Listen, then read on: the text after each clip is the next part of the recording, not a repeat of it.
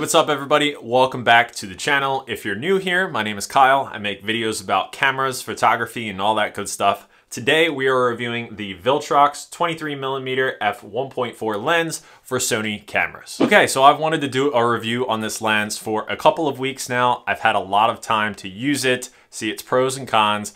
Thank you to Viltrox for sending me this lens to review. I got it for free, but they have no idea what I'm saying in this video. They have no input on this, so I'm just gonna give my honest opinion like I do with every video of mine. If you're wondering if it's a great lens, yes. If you're wondering if I recommend you to buy this lens, yes. If you're wondering what it's best suited for, probably street photography and an everyday walk around lens. So there's some quick tidbits for you if you don't wanna watch the whole entire video, but I have a lot to say about this lens and a lot of photos to share, so stick with me. Okay, so this is the box that it comes in. Pretty standard, nothing special.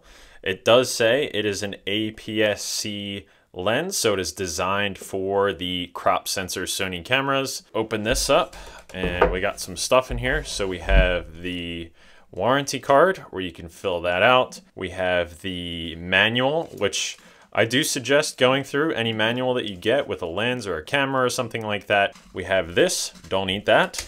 Then we have a little QA quality pass that shows you it's been tested. And then we have the lens in here. Also, there is the lens bag, which is quite nice. I don't use lens bags, but it's nice that it comes with that. Let's move that stuff to the side. And then here it is. It has a little C badge, which I believe stands for APS-C. Then you have in gold, AF autofocus 23mm, f1.4, its maximum aperture, and E for E-mount lens. I believe the Fuji version just says the different stuff like X-mount. A cool thing is that it does come with Viltrox branded stuff, like the front lens cap. Here you can see the front lens element. It's kind of cool and it's flat. It's not, rounded in any way. And then it has a lens hood. I thought it was plastic at first, but this is metal. It says Viltrox on there. And that is a 52mm filter thread on there. The whole entire lens is metal, which is nice. And then there's a plastic rear lens cap. Again, a Viltrox branded lens cap, which is nice to have, the specific one for the lens, but any of your Sony ones will work for the back of that. So that is the lens. It's really cool looking, to be honest with you. It matches the Sony a6000 perfectly, and I will show you what it looks like in just a second. Here we go. Match the white dot with the white dot, and voila, boom. We are connected. This is my beat up Sony a6000 and the 23mm from Viltrox on there. And it's kind of like a perfect walk around lens type deal. The 35mm from Sony is a little bit smaller, but the Sigma 30mm f1.4 is about the same size as this. So that's what you can expect as far as a size comparison. I will actually put on the screen here for you guys to see the kit lens, the Viltrox 23mm, and the Sigma 30mm side by side with their respective weight underneath. And you can see that the Viltrox and the Sigma are very similar in size and weight. This lens gives you the option to set manual focus and use the focus ring, and then it also lets you use this to set an aperture manually with the ring. Pretty cool. There is an A here, which is for automatic aperture. So you can set it to that and then use the top right wheel and the circle dial to change your aperture. You can't do a mixture of both though. So you can't set this to f11 here and then try and change it with a dial.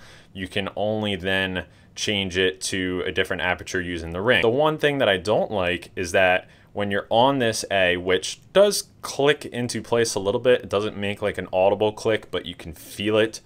It doesn't stay there all the time if you're messing around with your camera like I do all the time. I do from time to time hit it to f16, which completely changes the image that I want to take, and it'll obviously be much darker. So you have to be mindful that it is set to the A. If you see things that are very dark, it's probably because you just offset it and it's close to f16, or it is in f16 without like being on f16. So it's just a little quirk that you will get used to. I wish f1.4 was right next to the A. In my opinion, it just makes more sense, but this is the way the lens is set up. Another thing is the A is set to start at f2. Again, I don't understand that. I wish it was set to the maximum aperture, f1.4, but that's just the way it's set up. So when you set it to A, then you have to use the wheel or this wheel to go down to f1.4. These two things, you get used to it very quickly when you're using the lens. And I've always kind of checked my settings and things like that, so I caught it right away when I started using this lens. I think the image quality this lens puts out overrides these two quirks. Okay, so what about actual photo results, image quality, sharpness, and things like that? Overall, I am really impressed with what this lens produces. It has a kind of vintage feel to it in certain aspects. It does have some vignetting at f1.4. I'll show you guys a couple examples on the screen. Shot at f1.4 and then stop down to f2.8, and you can clearly see the vignetting in the f1.4 versus the f2.8. I know there is a firmware update and there is a lens profile that you can download, but I'm gonna have to test that out. And there is a USB port right in the lens, so really convenient to update. You don't need a dock or anything like that. But as of right now, without that stuff, when you get the lens in Lightroom, the little lens correction option, it doesn't do anything. As of right now, I kind of like the vignetting effect at f1.4. Also, this isn't unique to this lens. Other lenses have this, but it was something that I noticed in my use of this lens. So let's get into a photo montage. I want to show you guys some unedited, straight out of camera images. I feel like most of the time I show you guys a lot of edited photos, but not unedited. So I'm gonna start off with just straight out of camera images, and then I'll label in the corner when I start showing you guys edited images from Lightroom and things like that. So without further ado, let's get into the photos.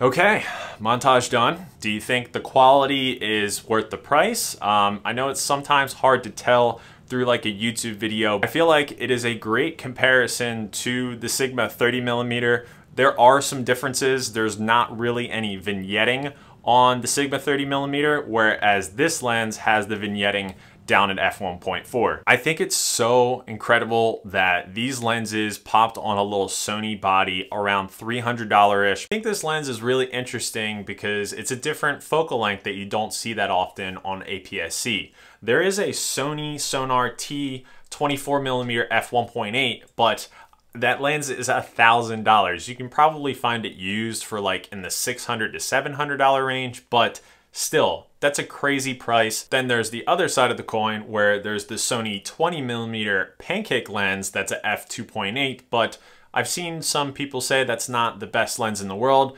I still want to get my hands on that thing and review it because I love tiny pancake lenses, but this Viltrox 23mm f1.4 is super fast and it's cheaper than both of those lenses. So I think this is a good option maybe for people who are just getting into the Sony ecosystem and things like that. And it's a little cheaper than some of the Sony other offerings. Well, a lot cheaper than the Zeiss lens, but you get the point. Also with Viltrox, this is their first Sony APS-C lens. I think they're going to do 2 more, kind of like the Sigma Trio, where they're gonna have a 33mm f1.4 and a 56mm f1.4. I think both of those exist for the Fuji mount right now, but they're gonna make Sony E-mount versions, so I am super pumped on that. Oh, I also feel like I always forget to talk about video stuff with the lens. I mainly focus on the photography thing, which is kind of funny because I'm a YouTuber and I like to use these lenses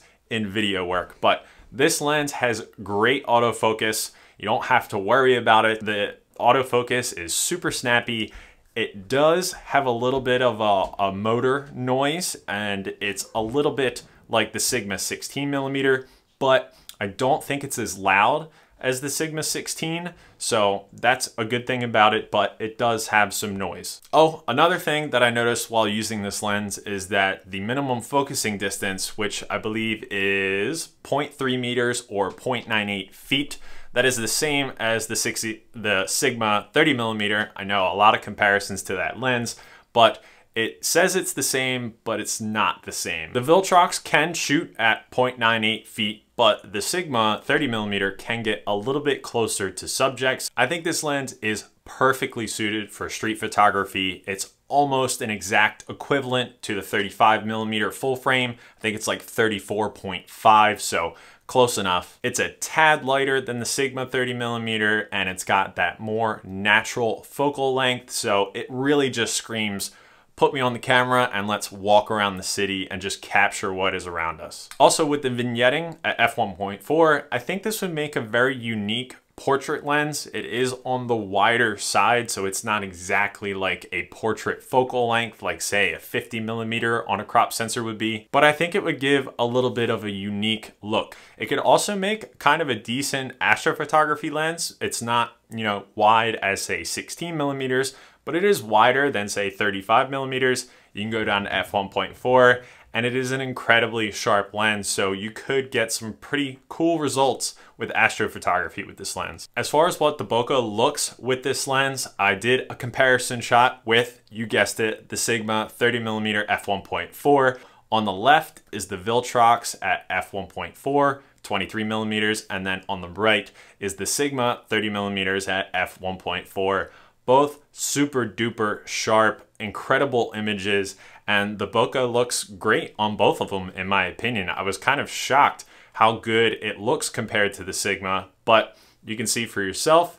Maybe you see something different, but I see 2 great images and great bokeh on both. As always, if you guys are interested in picking up this lens for yourself, I have affiliate links in the description. Overall, guys, I'm really impressed with this thing. I've been taking tons and tons of photos with it, and yeah, I just find it super interesting, and I can't wait to use it more and maybe mess with the updates that I talked about earlier, but right now, enjoying it as is. I think that about wraps this video up. I hope you guys found this useful. Hope you learned something. And yeah, as always, guys, I will see you in the next episode. Later.